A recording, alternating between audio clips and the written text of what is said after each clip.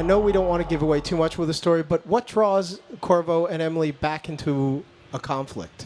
Yeah, we're trying to avoid spoilers for everybody because our fans get really serious and they get really irked if we say the wrong thing and reveal too much. At the same time, everybody's always curious. So let's just say there's an inciting incident at the beginning of the game, and whether you're playing Corvo or Emily, you're an outlaw. You have to flee Dunwall Tower, and you have to head to the south, the southernmost city in the Empire of the Isles, Karnaku.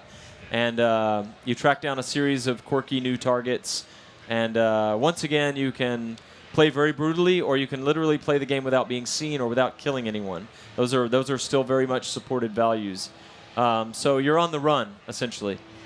So you mentioned Karnaku just a few minutes ago. It's a new setting, but it's clearly in the world, but it looks different. What's different about where we are?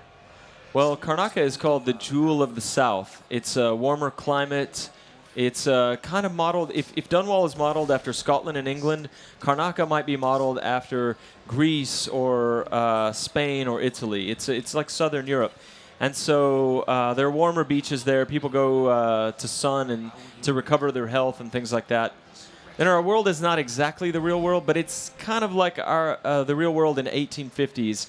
And those kind of places are what Karnaku represents. It's so lush, and there's so many trees and so much more to do there, it looks like. Is that intentional? Yeah, our art director is Sébastien Mitton, and he has an amazing team. Damien Laurent is our lead architect. Jean-Luc Monet is our assistant art director. Those guys are a powerful group of artists. And so when we bring game systems and level design and narrative stuff to the table, they bring as much from their side. And so early on, they had a strong vision for what the flora and fauna from Karnaku would be and how it would feel different than the chilly, cold British nature of Dunwall.